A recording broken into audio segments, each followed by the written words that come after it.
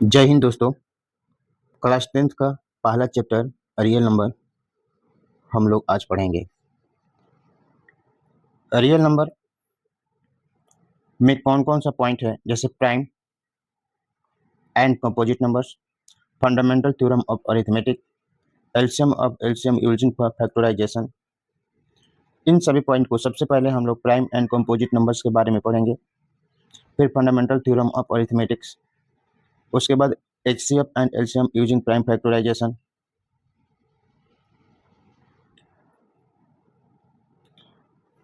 Relation between HCF of LCM of two numbers, word problems, word problems,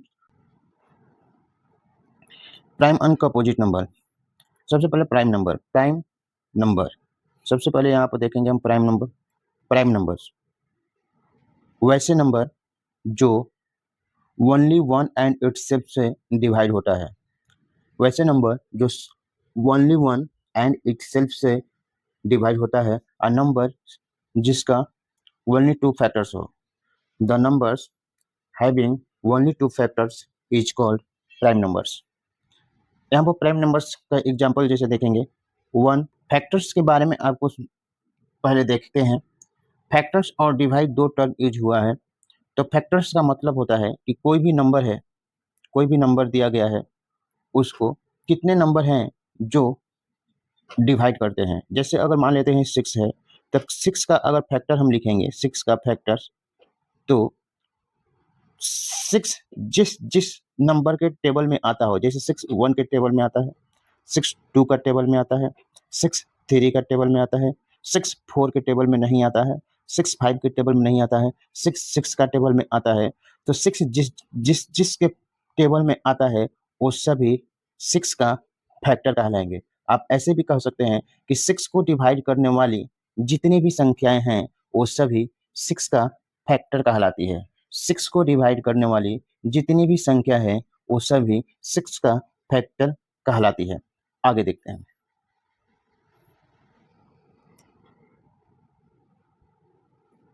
factors किसी number को divide करने वाली सभी नंबर्स उसका फैक्टर्स कहलाती है।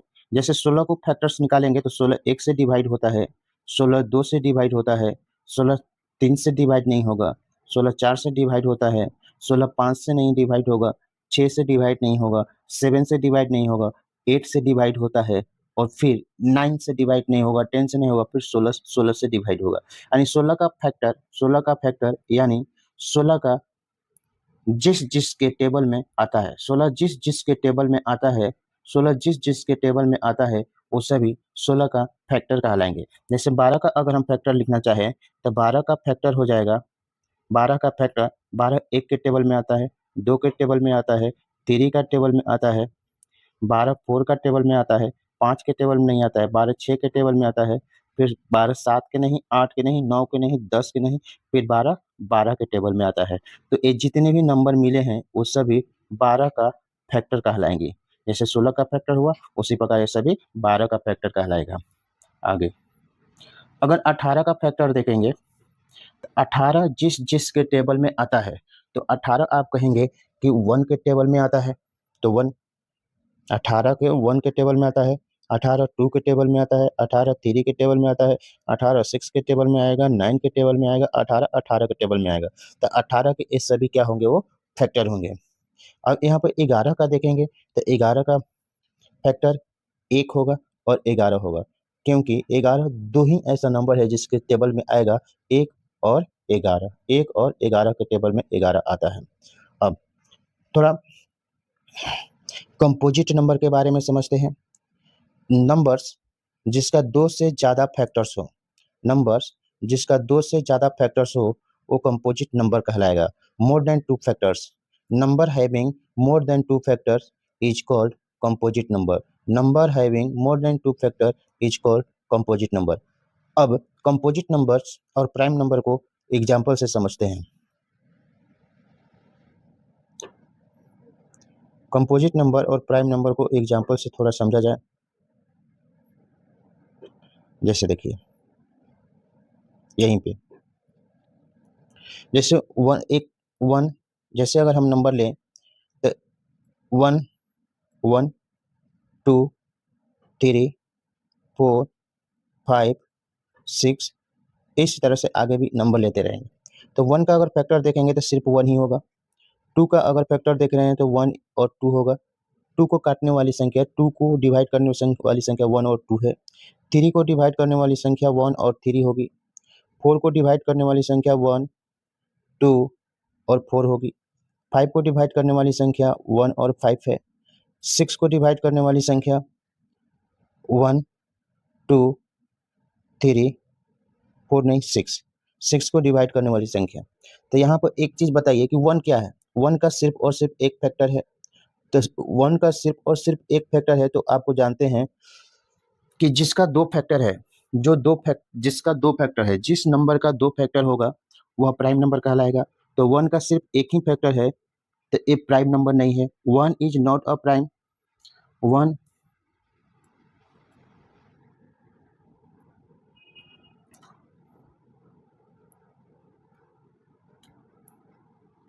यहाँ पर नंबर 1 का अगर फैक्टर देखेंगे तो सिर्फ 1 होगा।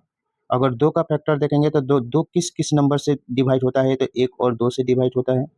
3 किस किस नंबर से डिवाइड होता है, तो आप जानते हैं कि 1 और 3 से 3 डिवाइड होता है। अगला नंबर 4 के बारे में देखेंगे तो 4 किस किस नंबर से डिवाइड होता है, तो 1 2 और 4 इस 3 नंबर से डिवाइड होता है। 5 के बारे में देखेंगे तो 5 किस किस नंबर से डिवाइड होता है, तो 1 और 5 से डिवाइड होता है। 6 किस किस नंबर से डिवाइड होता है, तो आप कहेंगे कि 6 1 से डिवाइड होता है, 2 से डिवाइड होता है, 3 से डिवाइड होता है और 6 6 से भी डिवाइड होता है। तो यहाँ पर हम फैक्टर के हिसाब से, नंबर्स ऑफ फैक्टर के अनुसार देखें तो 1 का सिर्फ और सिर्फ एक ही फैक्टर होता है और वह है सिर्फ 1। 2 का फैक्टर जो है वो 2 गो फैक्टर होता है, 1 और 2। 3 का जो फैक्टर है वो भी 2 गो है, 1 और 3। 4 का जो फैक्टर है वो 3 गो फैक्टर हो गया, 1 2 4।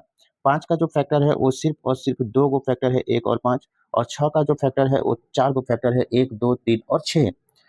यहाँ पर एक ओनली वन फैक्टर्स है। तो आपको मालूम है कि प्राइम नंबर वह होगा जिसका कम से कम जिसका दो फैक्टर हो, only two factors, one and itself. तो एक न तो प्राइम नंबर है क्योंकि इसका दो फैक्टर नहीं है, इसलिए एक प्राइम नंबर नहीं है। और कंपोजिट का मतलब होता है, कंपोजिट का, कि वैसे नंबर जिसका मोर देन टू फैक्टर्स हो। तो यहाँ पर एक कंपोजिट भी नहीं है क्योंकि इसका मोर देन टू फैक्टर नहीं है। तो आप कह सकते हैं कि वन प्राइम नंबर या कंपोजिट नंबर नहीं है। आप कह सकते हैं one is neither prime number nor composite number. One is neither prime number और नॉर कंपोजिट नंबर। अगर हम टू के बारे में देखेंगे तो टू का दो फैक्टर है, एक फैक्टर 1 और दूसरा फैक्टर हो जाएगा 2। तो दो का दो फैक्टर है 1 और 2, इसलिए ये प्राइम नंबर्स कहलाएगा। 3 का भी दो फैक्टर है 1 और 3, इसलिए ये भी प्राइम कहलाएगा। 4 का तीन फैक्टर है 1 2 4। तो आपको मालूम है कि प्राइम नंबर वह कहलाएगी जिसका दो ही फैक्टर हो और वो फैक्टर एक और स्वयं नंबर हो। लेकिन यहाँ पर 4 का तीन फैक्टर हुआ, 1 2 और 4, इसलिए 4 का मोर देन टू फैक्टर है, इसलिए 4 जो है वो कंपोजिट नंबर कहलाएगा। 4 जो है वो कंपोजिट नंबर कहलाएगा। 5 जो है वो प्राइम नंबर कहलाएगा क्योंकि दो फैक्टर है। 6 जो है वो कंपोजिट नंबर कहलाएगा क्योंकि 1 2 3 और 6 इसका फैक्टर है, इसलिए कंपोजिट कहलाएगा। तो आप समझ गए कि 1 is neither prime nor composite. 2 is a first prime number. 3 4 4 is a first composite number, and 5 prime number, or 6 is a second composite number.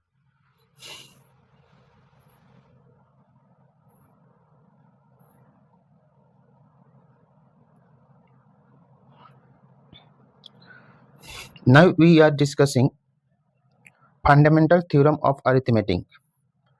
Fundamental theorem of arithmetic. Fundamental theorem of arithmetic. Every composite number can be expressed या factorized, can be expressed या factorized as a product of prime, as a product of primes, and this factorization is unique, and this factorization is unique apart from the order in which the prime factors occurs.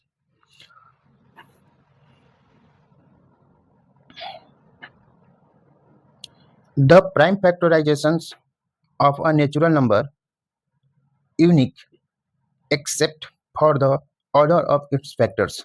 कहने का मतलब है कि the prime factorisation of a natural number, किसी natural number का prime factorisation unique होता है accept उसके ऑर्डर का। तो यहाँ पर प्राइम फैक्टराइजेशन के बारे में आप तो फैक्टर समझ गए, अब प्राइम फैक्टराइजेशन के बारे में हम लोग समझेंगे। प्राइम फैक्टराइजेशन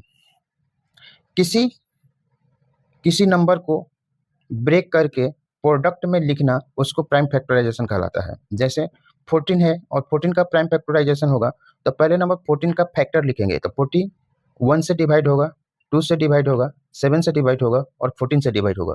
तो 14 को फैक्टर के रूप में लिखेंगे तो आप ऐसे भी लिख सकते हैं कि 2 गुने 7 14 हो जाएगा, 14 गुने 1 लिखेंगे तो 14 हो जाएगा। तो 14 का प्राइम फैक्टराइजेशन 1 2 7 और 14 होगा। अब यहाँ पर 14 का 2 प्राइम फैक्टराइजेशन हुआ, 14 का 2 फैक्टराइजेशन किए, एक हो गया 2 इंटू 7 और एक हो गया 1 इंटू 14। बट यहाँ पर प्राइम फैक्टराइजेशन करना होगा, प्राइम फैक्टराइजेशन करना होगा तो 14 का वैसा फैक्टर जिसमें दोनों नंबर प्राइम हो। तो आप देख रहे हैं यही नंबर है जिसमें दोनों नंबर प्राइम है, 2 और 7, इसलिए ये प्राइम फैक्टराइजेशन कहलाएगा।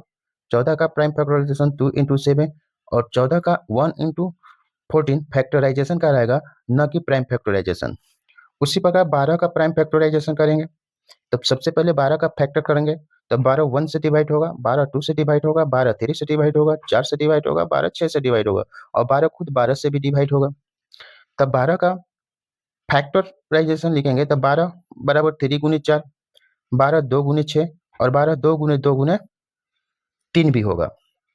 अब 12 का अगर हम प्राइम फैक्टराइजेशन देखेंगे तो 12 का प्राइम फैक्टराइजेशन तो वैसी संख्या जिसमें दोनों नंबर प्राइम हो, तो इसमें ए प्राइम नहीं है, इसमें भी ए प्राइम नहीं है, इसमें जो भी नंबर है वो सभी प्राइम है। तो 12 का प्राइम फैक्टराइजेशन जो होगा वो सिर्फ यही कहलाएगा। 12 का प्राइम फैक्टराइजेशन कौन है तो ए होगा। 2 इंटू 2 इंटू 3 12 का प्राइम फैक्टराइजेशन है। 2 इंटू 2 इंटू 3 12 का प्राइम फैक्टराइजेशन है। उसी प्रकार 24 का फैक्टर लिखेंगे तब 12 गुने 24, 12 गुने 2 24। अब 12 को 2 गुने 2 गुने 3 गुने 2 लिख सकते हैं। अब 2 3 बार मल्टीपल में आया है तो 2 के पावर 3 इंटू 3 लिख लेंगे, 8 इंटू 3 हो जाएगा, 6 इंटू 4 हो जाएगा। बट हमको प्राइम फैक्टराइजेशन चाहिए तो इसमें दोनों नंबर प्राइम नहीं है, इसमें भी दोनों नंबर प्राइम नहीं है, इसमें भी दोनों नंबर प्राइम नहीं है। तो प्राइम सिर्फ इसी में है जो कि दोनों नंबर प्राइम है, इसलिए ए प्राइम फैक्टराइजेशन कहलाएगा, इसलिए ए प्राइम फैक्टराइजेशन कहलाएगा। इस कौन सा, अगर हम आपसे पूछे इसमें कौन सा प्राइम फैक्टराइजेशन है तो आप कहेंगे कि 2 के पावर 3 इंटू 3 प्राइम फैक्टराइजेशन है।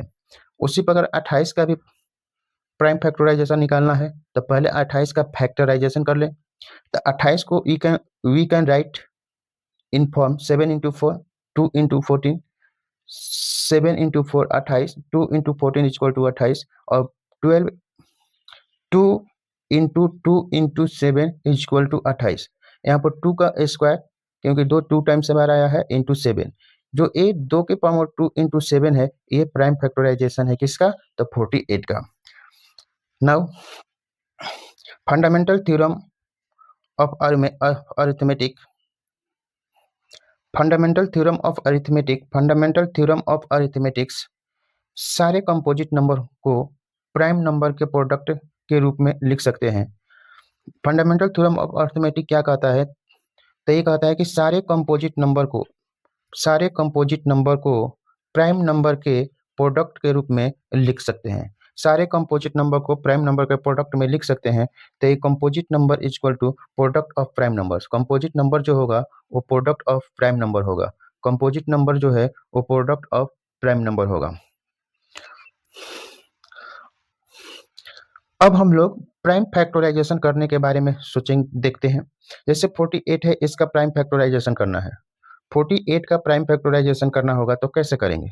48 है, इसको प्राइम फैक्टराइजेशन करना है तो सबसे पहले लॉन्ग डिवीजन मेथड से आप देखिए 48 को 2 से डिवाइड करेंगे, 48 को 2 से डिवाइड करेंगे तो 24 होगा, 24 को फिर 2 से डिवाइड करेंगे तो ये 12 होगा, 12 को 2 से डिवाइड करेंगे 6 होगा, और 6 को 2 से डिवाइड करेंगे 3 होगा। अब 3 में सिर्फ 3 से भाग लगेगा, इसलिए इस वक्त इतना ही पर छोड़ देंगे। यहाँ पर जितने भी प्राइम नंबर्स आए हैं, जैसे 2 है, फिर 2 है, फिर 2 है, फिर 2 है, और फिर 3 है, उसको इसी प्रकार से लिख लेंगे।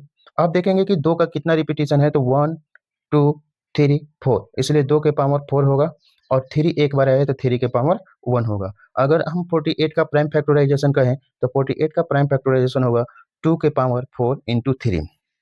168 का भी प्राइम फैक्टराइजेशन करना है, तो 168 को सबसे पहले हम लॉन्ग डिवीजन में देख लेते हैं। तो 2 से 168 को डिवाइड करेंगे तो ये हो जाएगा 84, फिर 2 से भाग करेंगे तो 84 का आधा 42, फिर 2 से डिवाइड करेंगे तो 42 का हाफ होगा 21, और 21 2 से डिवाइड नहीं होगा तो 3 से डिवाइड करेंगे, तो 3 से डिवाइड करेंगे तो 41 नहीं, 21 को 3 से डिवाइड करेंगे तो 7, 7 को फिर से डिवाइड करेंगे तो 1 बार में जाएगा। तो यहाँ पर आप देख रहे हैं कि 2 जो है 3 बार आया है तो 2 के पावर 3, 3 एक बार आया है तो 3 के पावर 1, और 7 एक बार आया है तो 7 के पावर भी 1 होगा। तो 168 का प्राइम फैक्टराइजेशन हो जाएगा 2 के पावर 3, 3 के पावर 1 और इंटू 7।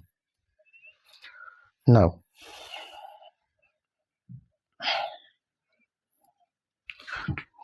255 का प्राइम फैक्टराइजेशन करेंगे, तो 255 का प्राइम फैक्टराइजेशन के लिए 255 इसमें 3 से भाग डिवाइड होगा, तो 3 से डिवाइड करेंगे तो 3 8 24, 8 1 5 3 5 15 85, 85 को फिर 5 से डिवाइड करेंगे तो 17 बार में चला जाएगा, तो इसका प्राइम फैक्टराइजेशन होगा 3 इंटू 5 इंटू 17।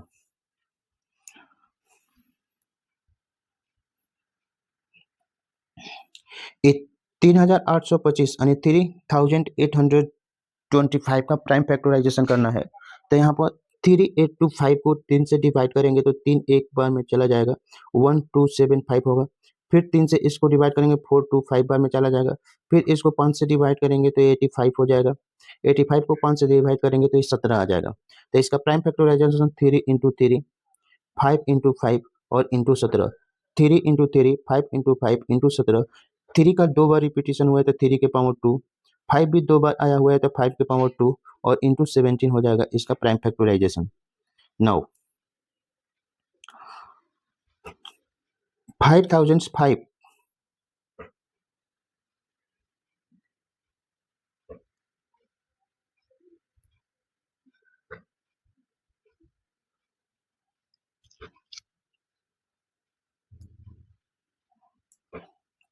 नाउ 5005 का प्राइम फैक्टराइजेशन करना है, तो 5005 को 5 से डिवाइड करेंगे तो 1001 हो जाएगा, 1001 को 7 से डिवाइड करेंगे तो 143 होगा, 143 को 11 से डिवाइड करेंगे तो 13 मतलब कि 13 होगा। इसका प्राइम फैक्टराइजेशन हो जाएगा 5 इंटू 7 इंटू 11 इंटू 13, तो 5 इंटू 7 इंटू 11 इंटू 13 इसका प्राइम फैक्टराइजेशन हो जाएगा। उसी प्रकार अगर 7429 का प्राइम फैक्टराइजेशन करना है, तो 7429 का प्राइम फैक्टराइजेशन, इसको 17 से काटेंगे 437 आ जाएगा, फिर 19 से काटेंगे तो 23 आ जाएगा, तो 17 गुने 19 और गुने यहाँ पर सुधार कर लेंगे 23, तो इसका प्राइम फैक्टराइजेशन होगा 17 गुने 19 गुने 23। अब आप लोग को दिमाग में आता होगा कि हम इसको कैसे प्राइम फैक्टराइजेशन करें, कैसे पता करें कि ये 17 से ही कटेगा, कैसे पता करें कि ये 19 से ही कटेगा, कैसे पता करें कि ये 23 से ही कटेगा। तो इन सभी चीज़ों के लिए हम एक अलग से विस्तार से क्लास लेंगे, जिसमें हम आपको डिविजिबिलिटी रूल पढ़ाएंगे। आप किसी भी नंबर को देखकर बता देंगे कि ये नंबर कितने से डिवाइड होने वाला है, तो उसको डिविजिबिलिटी ऑफ नंबर उस टॉपिक में अलग से डिस्कस करेंगे।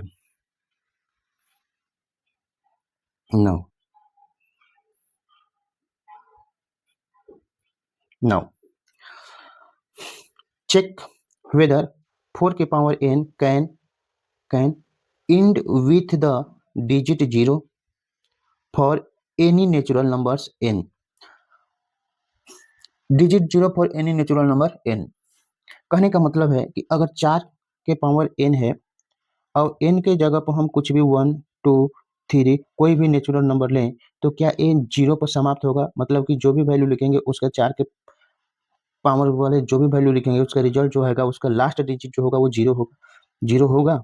तो आप पहले उस बात को समझिए।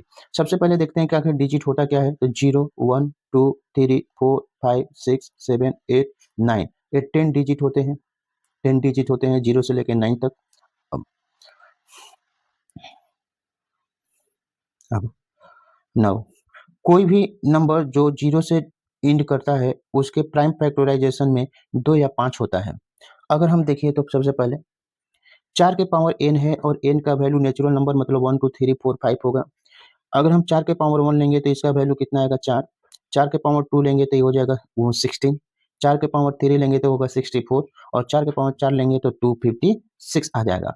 यहाँ पर आप देख रहे हैं कि पहले लास्ट डिजिट कितना आया 4, फिर लास्ट डिजिट कितना है 6, फिर लास्ट डिजिट कितना है 4 और फिर लास्ट डिजिट कितना आया 6। मतलब कि फिर इसी तरह से फिर आएगा लास्ट डिजिट 4 फिर आएगा 6। मतलब कि 4 6 4 6 और 4 6 का ही रिपीटिशन हो रहा है। तो आप कह सकते हैं कि 4 के पावर n के लिए जहाँ पर n नेचुरल नंबर है कोई भी ऐसा n का वैल्यू नहीं है जिसके लिए 4 के पावर n का जो लास्ट डिजिट हो वो 0 हो।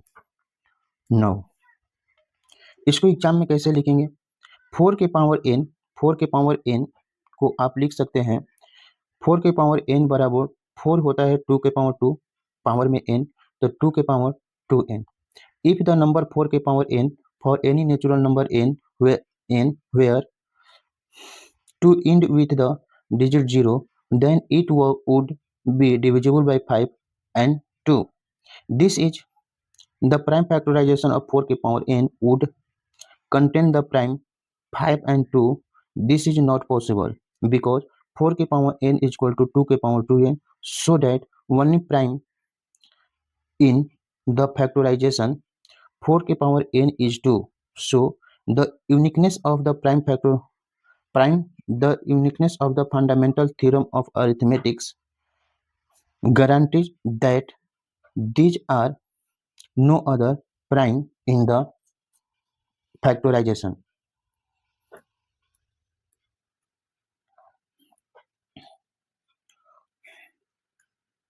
So there are no natural number n for which 4 के power n end with the